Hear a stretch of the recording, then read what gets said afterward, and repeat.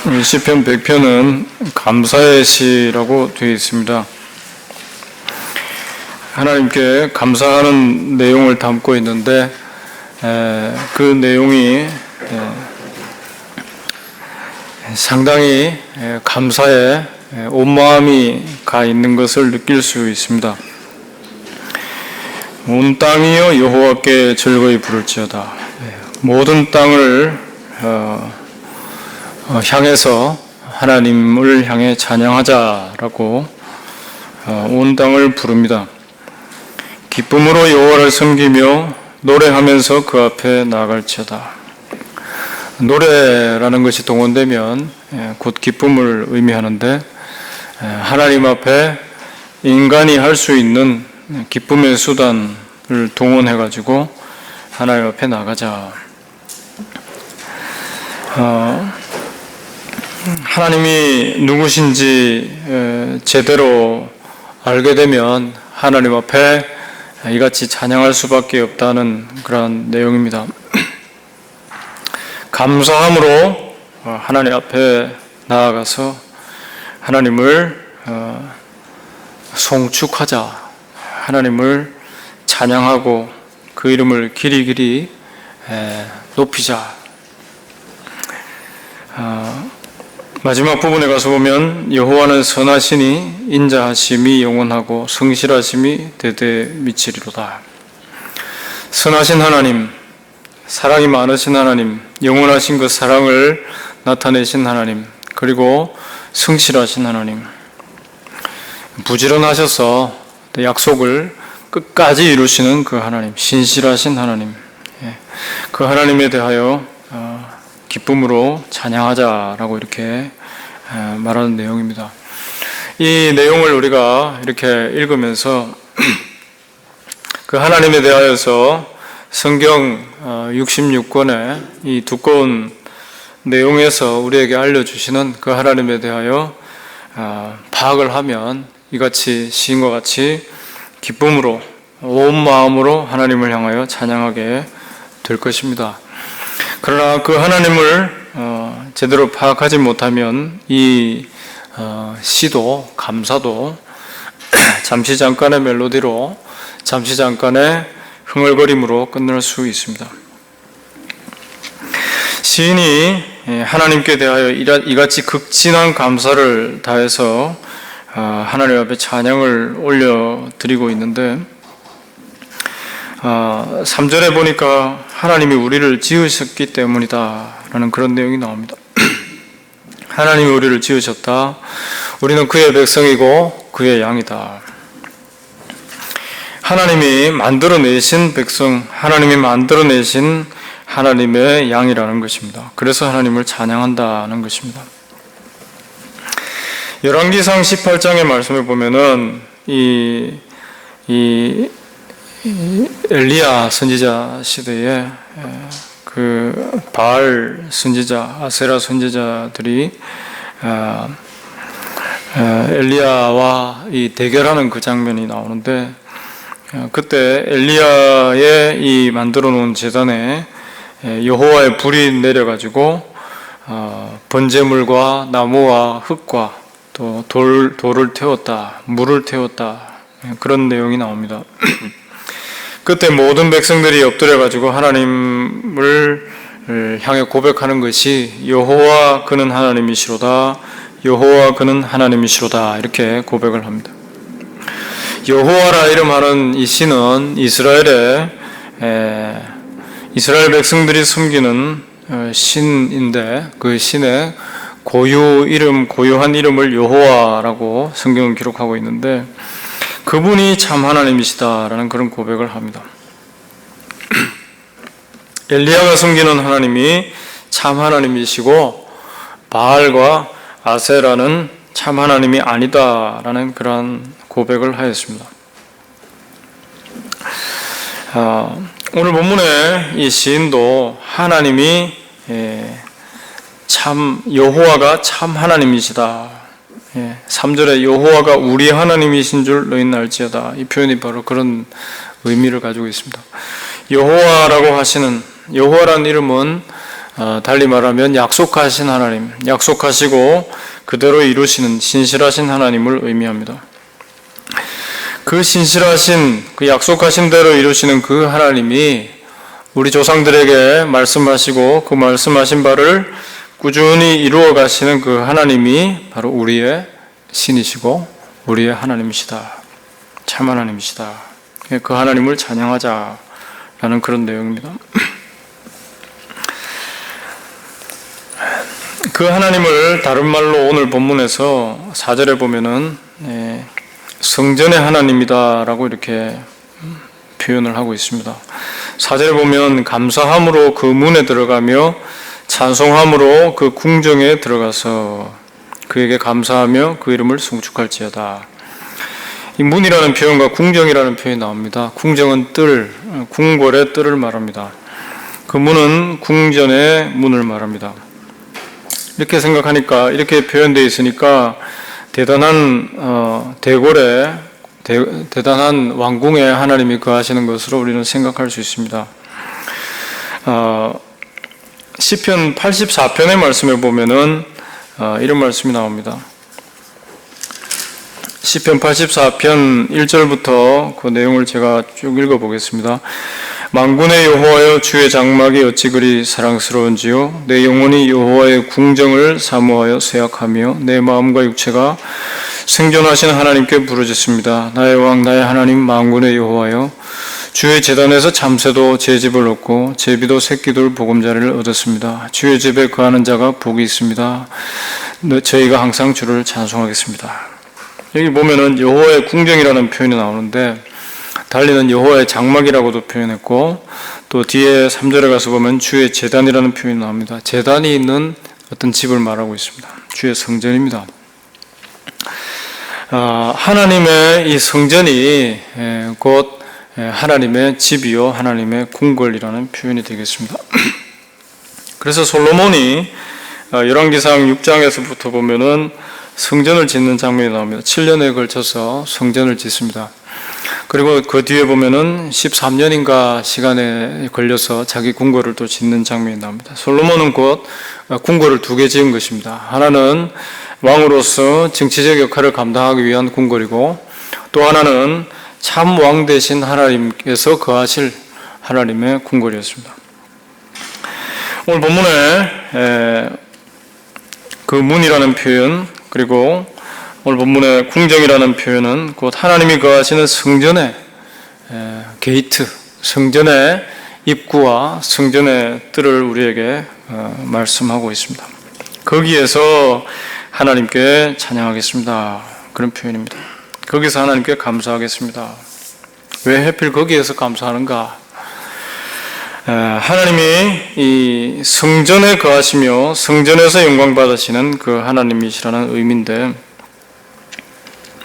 성전이라고 하는 자리는 편안하고 깨끗하고 아름답고 모든 사람이 사모할 만한 그런 자리가 되지를 못합니다. 솔로몬이 여러 가지 재물을 받아서 또 금과 은으로 여러 가지 보물로 또 각종 이 예술품으로 화려하게 꾸몄지만은, 그러나 거기에 실상은 피 비린내가 나는 바로 그런 자리였습니다.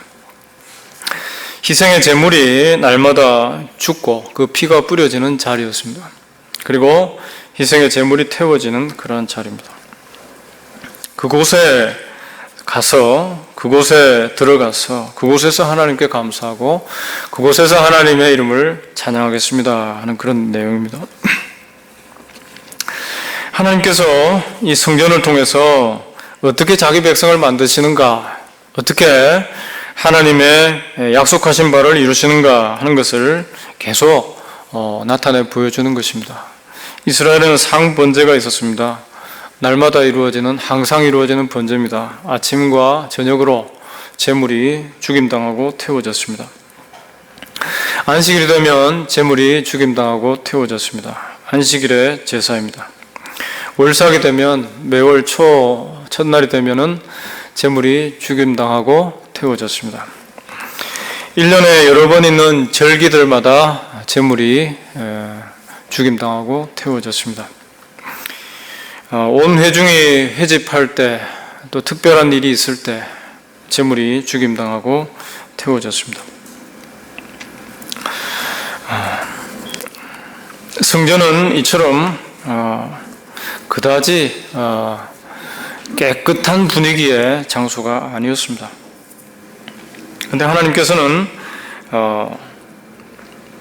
이 희생을 통해서 자기 백성을 사하신다 하는 것을 성전을 통해 계속 반복적으로 보여주시는 것입니다. 이 누군가의 희생이, 구약에서는 제물이 죽었지만은, 동물이 죽었지만은, 이 누군가의 희생됨이 곧 우리의 의가 되었다. 이스라엘의 의가 되었다. 의가 없는 이스라엘에게 동물이 죽어서 의가 찾아왔다. 이것이 재현되는 자리가 바로 성전입니다. 그러니 이 성전에 올라가는, 성전을 바라보는, 성전의 희생의 제물을 바라보는 이스라엘 백성들은 늘 생각을 해야 했습니다. 두 가지를. 하나는 나 때문에 또 죽었구나. 또 하나는 내가 의로워지는구나. 저 죽음으로써 내가 하나님 앞에 의롭다함을 얻는구나. 이 두 가지를 늘 생각하는 것입니다. 이것이 이스라엘이었습니다. 성전이 생기고는, 성전은 예루살렘이라고 하는 시온산에 높은 곳에 세워졌습니다마는, 이스라엘이 광야 생활할 때는 광야 평지에 이스라엘 12지파 진이 동서남북으로 3지파씩 이렇게 있는데 한가운데 이 성막이 있었습니다. 그 당시엔 텐트를 쳤는데, 거기에서 날마다 제물이 희생되면 그 제물의 연기가 올라가는 것을 비록 멀지만 이스라엘 백성들은 텐트에서 나와서 다 볼 수 있었습니다. 오늘도 죽었구나. 오늘도 태워졌구나. 저것이 곧 나 때문에, 우리 때문이구나. 이것을 늘 확인을 했습니다. 그래서 광야 이스라엘의 생활이라고 하는 것은 날마다 하나님이 사하시는, 하나님이 용서하시는 그 은혜의 현장을 눈으로 목격하는, 또는 태워지는 그 냄새를 맡는 그런 현장이었습니다. 그런 실습의 장이었습니다. 그래서 날마다 하나님 앞에 죄인된 자신을 확인하면서 그 은혜를, 하나님이 대신 누군가를 희생시키신 그 희생을, 그 더 깊은 자신의 현실을 감사하면서 살아가는, 이것이 이스라엘, 광야 이스라엘, 그리고 이 가나안 땅에 들어와서 예루살렘에서 또 희생의 제물을 드리는 그 이스라엘의 모습이고 마음 자세라는 것입니다.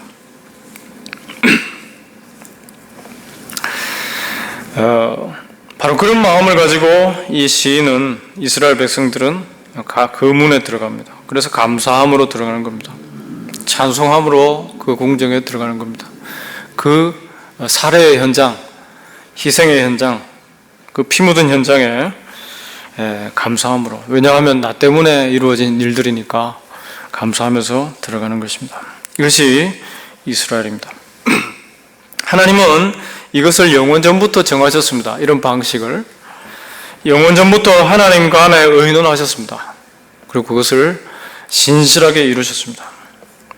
이 일에 하나님의 독생자, 하나님이시면서 하나님의 영광을 똑같이 가지고 계시면서도 순종하셔서 육을 입고 이 땅에 오셔서 희생되신 그 아들께서 이 일을 다 이루실 것에 대하여 영원전부터 하나님은 의논하셨습니다. 정하셨습니다. 이것을 언약이라고 합니다. 그리고 하나님께서는 그 일을 한치의 틀림도 없이 이루셨습니다. 구약에 아벨이라는 사람이 등장합니다. 가축을 길러서 그 기름으로 하나님 앞에 드렸습니다. 그 형 가인은 농작물을 추수해서 곡식으로 하나님 앞에 드렸습니다. 하나님은 일방적으로 이 아벨을 받으셨습니다. 아벨의 제물을 받으셨습니다. 화가 난 형이 동생을 때려 죽였습니다. 그가 아벨이었습니다. 하나님께서 장차 기름 부어 세우실 어떤 분이 희생되실 것에 대한 그 예표가 바로 이 아벨의 제사입니다. 이후로는 이삭이 죽을 뻔했습니다. 아버지 아브라함을 향한 하나님의 말씀 때문에 독생자 된 이삭, 백세에 태어난 그 소중한 아들이 하루아침에 칼 맞아 죽고 불태워 번제물이 될 뻔했습니다.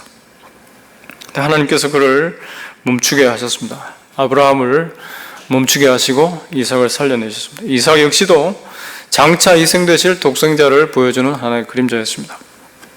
우리아 장군이 있습니다.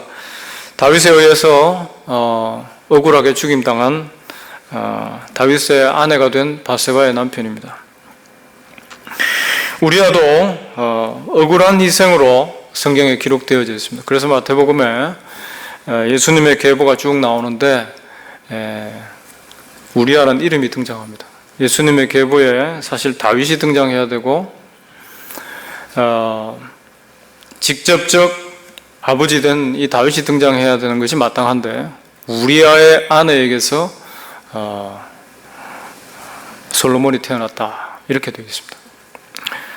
하나님께서는 이 우리아라는 이름을 기록하심으로써 희생된 한 사람의 이름을 기록하심으로써 다윗뿐 아니라 이렇게 억울한 남의 억울함을 만들어서 내가 먹고 살자고 하고 살아가는 우리 모두를 향하여서 자극받도록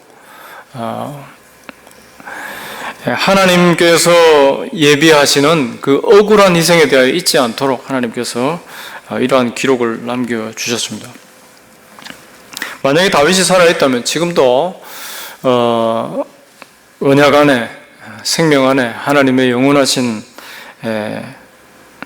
구원의 품 안에 있겠지만은 다윗도 지금도 여전히 하나님 앞에서 이 우리아라는 이름 성경에 기록되어 있으니까 이 우리아라는 이름을 생각하면서 자신이 죄인됨을 다시금 생각하고 이런 죄인을 하나님께서 대신 희생시킨 우리와 같은 어떤 분을 통해서 온전케 하시고 구원하신 이 사실을 찬양하고 있을 것입니다. 이것이 다윗의 모습일 것입니다. 특별한 희생, 이것이 성경에 기록되어져 있는데 이것은 앞으로 하나님께서 나타내실 영원한 희생, 단번에 우리 인생의 죄를 덮으실 가장 큰 희생, 그것을 우리에게 보여주신 하나의 예표들이었습니다.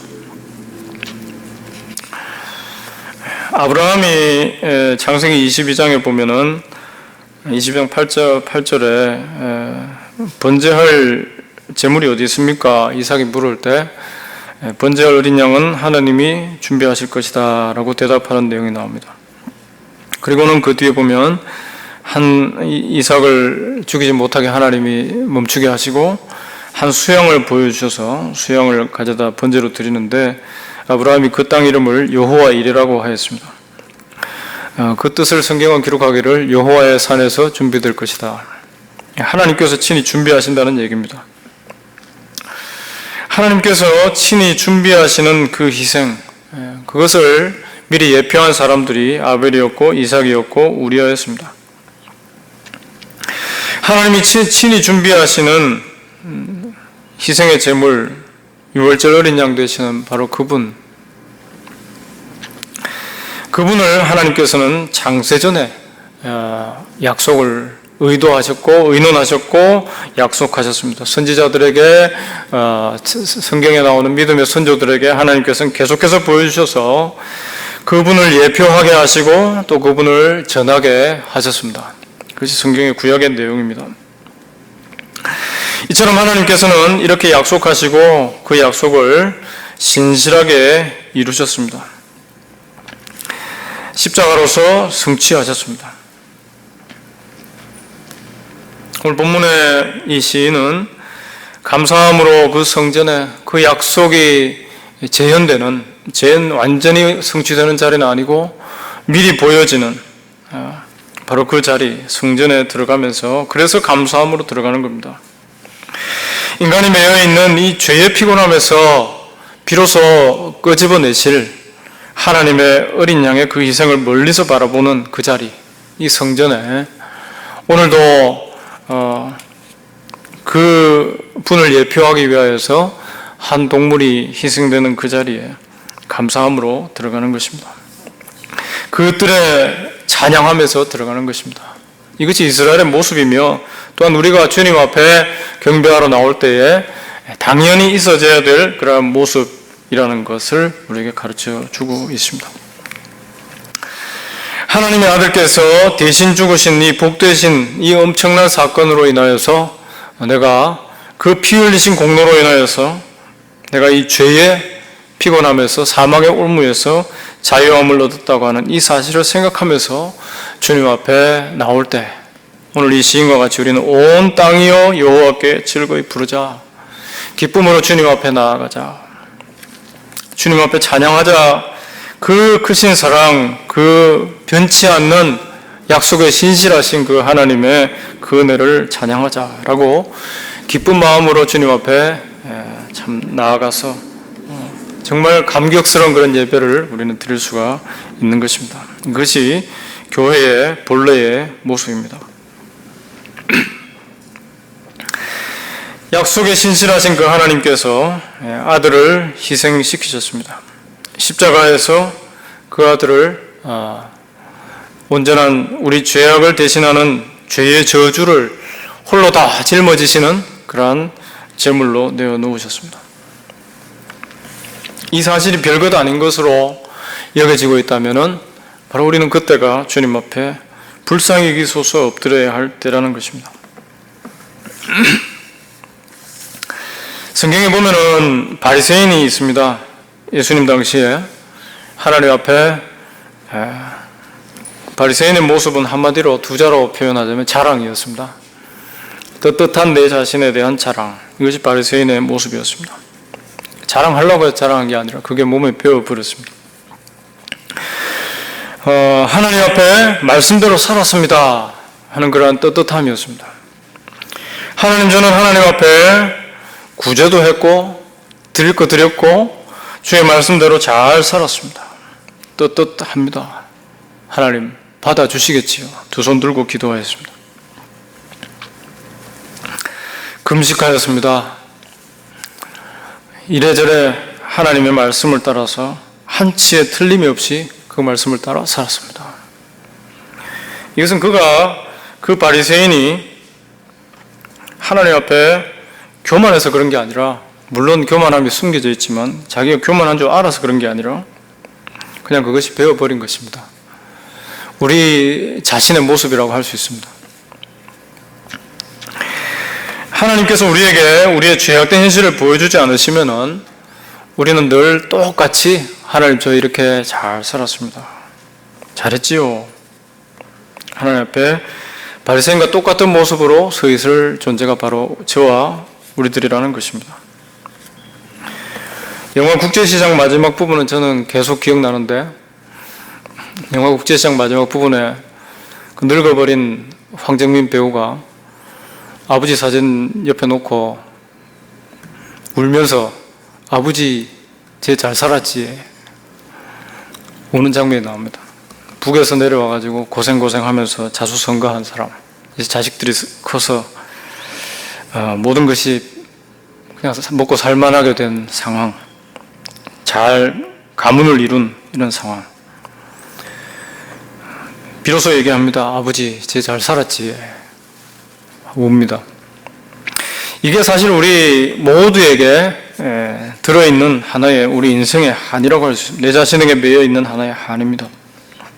하나님께서는 그런 바리새인과 같은 자신을 보게 만드십니다.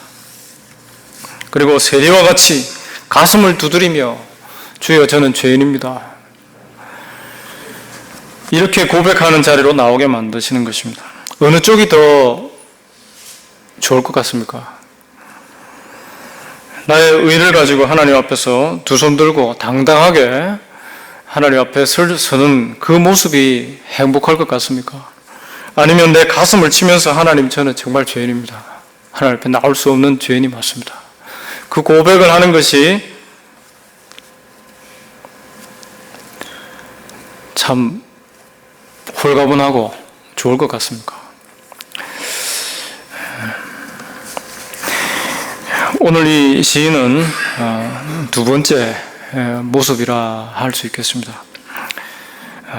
하나님께서 희생시키신 그 재물을 바라보면서 내 자신은 참 하나님 앞에 내세울 것 없는 외식하는 존재였고 죄악의 메인체, 그 죄악의 교만 속에 살아가는 그런 존재였는데 하나님께서 나를 위하여 이 죄의 메인 그 피곤함에서, 나를 꾸미는 그 피곤함에서 나를 저 재물의 희생을 통해서 자유케 하셨도다 하면서 하나님 앞에 감사하며 너무 홀가분해하며 하나님 앞에 나아가는 것입니다. 그 궁정에 너무 기뻐하며 나가는 것입니다. 다 훌훌 털어버리고 나가는 그런 모습입니다.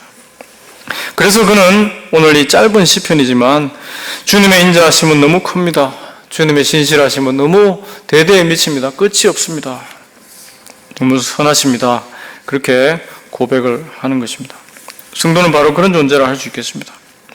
하나님 앞에 나의 공로, 나의 재물, 나의 그 무엇, 나의 그 자랑할 만한 그 무엇을 가지고 주님 제가 이렇게 했습니다. 영광 받으십시오. 하나님 덕분에 이렇게 됐습니다. 그러면 그게 또 흔들리면 그것이 찬양이 하나님을 향한 비방으로 바뀔 수가 있는데 몹시 피곤하지요. 어떻게든 이걸 지켜야만 찬양이 되니까. 바리새인의 이런 찬양, 바리새인의 기도, 바리새인의 감사, 이 피곤한 모습에서 벗어나서 하나님께서 이 같은 죄인을 아들의 피 흘려서 단번에 건져내시고 훌훌 털어 가볍게 만들어주신 그 은혜로 하나님 앞에 감사하는 자리에 서게 되었으니 이 어찌 하나님 앞에 찬양치 않겠습니까? 이것이 성도의 참 복된 모습이라는 것입니다. 그래서 오늘 이 본문의 시인은 감사함으로 그 문에 달려갑니다. 오늘 우리가 교회 나올 때에 오늘도 주일이구나.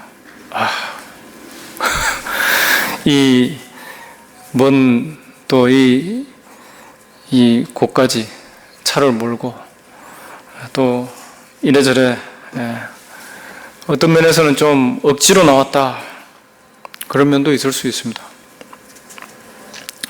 그러나 하나님께서 죄인을 위하여 하신 이 십자가의 공로에 하나님께서 아들의 피 흘려서 가져오신 이 의롭다 하신 은총의 그 깊이와 그 넓이와 그 크기를 맛보는 순간 이 은혜를 찬양하러 모이는 것이 진정한 즐거움이 감사함으로 나아가는 그러한 시간이 될 수밖에 없는 것입니다. 이들이 참 복된 성도라 하겠습니다. 계시록 19장 6절에서 7절의 말씀 보면은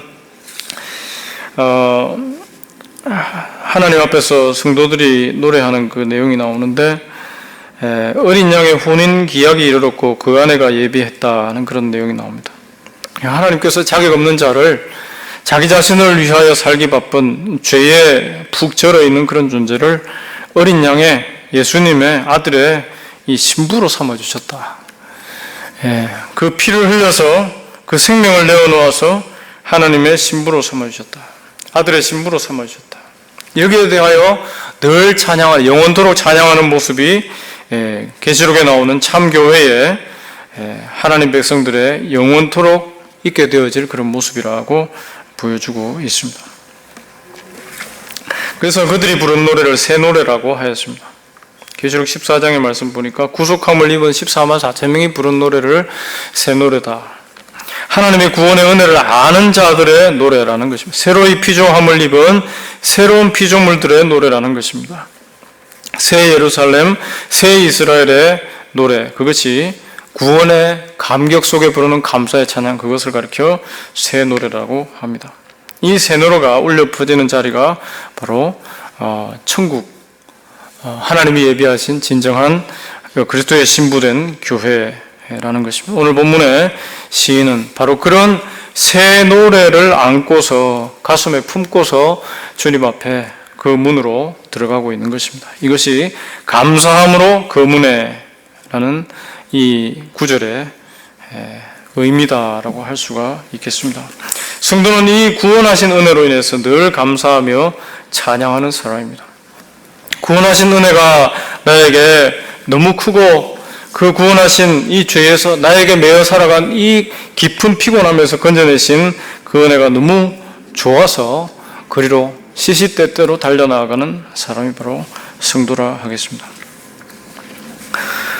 말씀을 마무리하겠습니다. 요즘 걸으면서 라디오를 들을 때도 있고 그러면서 성경을 들을 때도 있습니다. 라디오를 들으면 피곤합니다.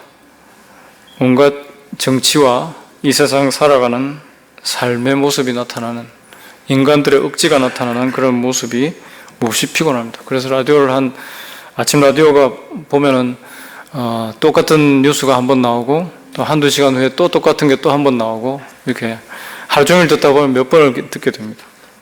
그 가운데 그래도 새겨 들을 만한 그런 내용들이 한 번씩 나오기 때문에 계속 듣고 있는데,